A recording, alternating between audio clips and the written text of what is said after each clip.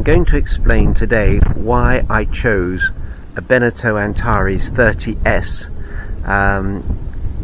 also why I chose the S rather than the flybridge version, and why I changed this boat, paid slightly more than I sold my Quicksilver 905 Weekend, which is a 2022 model, for this, which is a 2015 model, and why I made that change.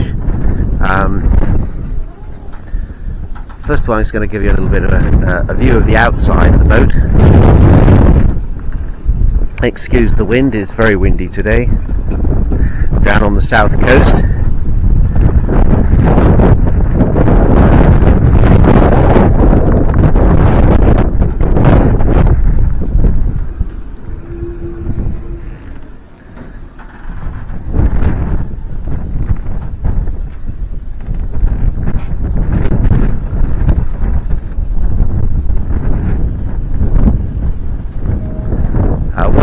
I did was change the Danforth standard anchor on the Beneteau for a Lumar anchor.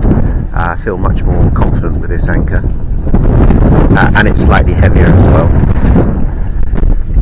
You'll notice Oscar on the top of the boat, which is absolutely fantastic for keeping seagulls off.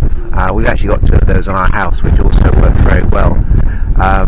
We call it FOZO, Foxtrot Oscar Seagulls Oscar, so I'm sure people know what that means.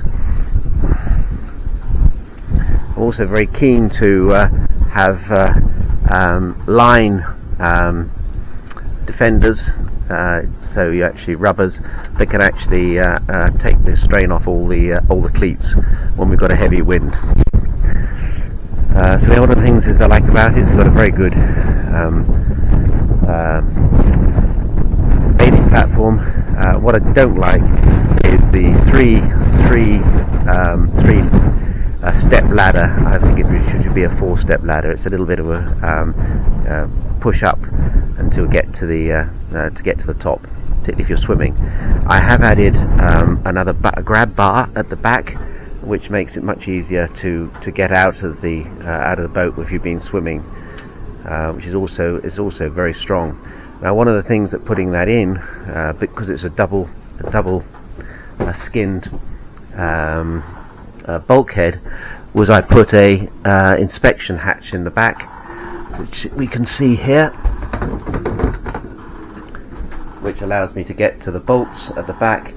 I think that's was very useful. Really, if you're going to put a fitting on a boat, you do have to make sure that it's real and truly backed.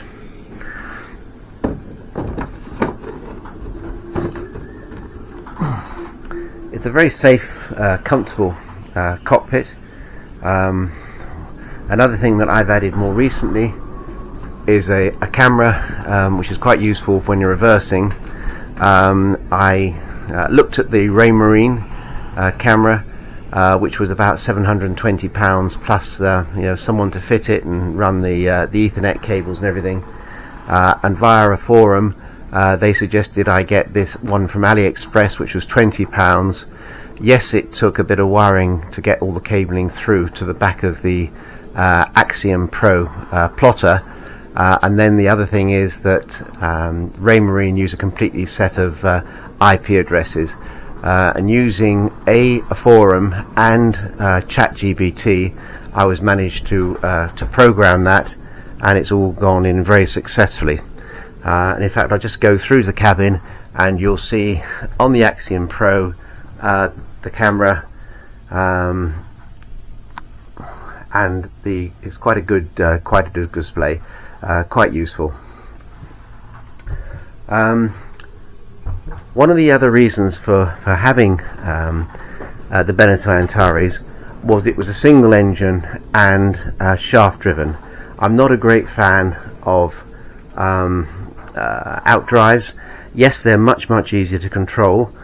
Even a single outdrive has a much better control, and certainly that's a big disadvantage of the Beneteau Antares. Luckily we have a stern thruster, but without the stern thruster I think it would be pretty well impossible to reverse into a mooring, certainly into a tight mooring, with any wind, because the windage is quite heavy. So, but the advantages are much lower maintenance costs. Effectively, you just got to maintain the Volvo Penta D6, which is a really good and well thought of engine, and this boat has a particularly good one, as in very good condition, even though we're a 2015 boat. The general upholstery on this boat was pretty good, which was again another reason for adding it. I've obviously added customized cushions, which have, as you'll see, has the our Yacht Club logo on there. We were very lucky that this boat came with an Axiom Pro as standard, and that was good. With the Raymarine Autopilot, again, really useful. I've added AIS to this, and I've changed the VHF. Now the VHF, I have to say, I've got the Garmin one, and to be honest, I'm not a great fan of it. The display is too small, but unfortunately paid for it, is installed, and I'll have to live with it. So that's one of the disadvantages. Obviously I mentioned we've got the bow and stern thruster, and the other thing we've done is that we've now, and you won't be able to see that because I haven't got the engine running, but I've now added the NMEA Sea Talk information from the engine, which gives you everything from fuel usage, fuel per trip, instantaneous fuel, heating, everything can come up on the Axiom screen. Unfortunately, that was a little bit more expensive than I had anticipated, but eventually I did get Volvo Penta to actually initialize that, so that was good. The other thing we've done is, I liked about this, was it has an oven as well as a gas hob. The sink, very useful, and the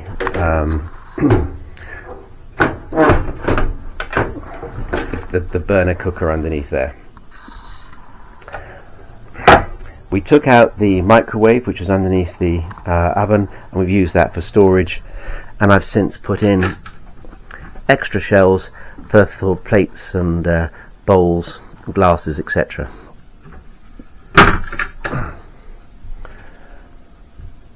The overall feeling of the boat is one of spaciousness. I had to, again, because it's 2015, the ocean air blinds, I needed to strip those down and basically retension the springs to make them work properly, but that's okay now. I added a Fusion radio, which has DAB and Bluetooth streaming, and renewed the speakers. So that was, again, something very good. I recently went on an Axiom Pro course, a one-day course, and I have to say that was definitely beneficial, because it literally, there's so many features, and I think I'm really pleased. I've had Garmin, I've had Simrad. Simrad was good, but I have to say I think the Raymarine just aces it in all respects. Going forward, we've got a good size four cabin master 4 cabin. Certainly something my wife likes is the vanity area, which is nice. Full length hanging cupboard, which has actually got quite a lot of space, and a lot of storage underneath. The other thing I like about this boat, compared to many, is actually I'm a great fan of bunk beds. So the bunk beds, I think, are much more usable than having to go down and crouch below to some of these double under cabins, which really doesn't have the headroom. This has got good headroom, storage, and overall has been very usable.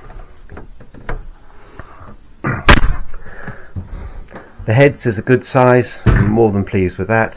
Again, we don't tend to use the shower on here. I'm not a great fan of showers on boats, although we do use the shower on the back of the boat. But it's okay for washing your hair and things like that.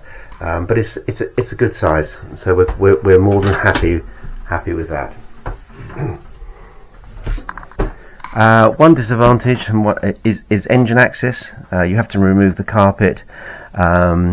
The two sides of the seating folds up, and then the floor opens up two halves. Although generally for things like which you need to get to quickly, like the water strainer, you only need to actually have up half of that at the time to get that up and check. In the ceiling we have two full size opening roos. So again, both sides that opens up, so really nice. There's Fozzo up there doing his job, keeping the seagulls off. Overall it's just got a light, nice, airy feeling. And as far as running costs, we cruise at about 19 knots, which is about 50 litres an hour. So we think it's about on par with what we would expecting to be. So that's okay, and it's a good sea boat. You feel comfortable, safe, and it's good. It's good for certainly for you go away for a few days, and absolutely feel very, very comfortable.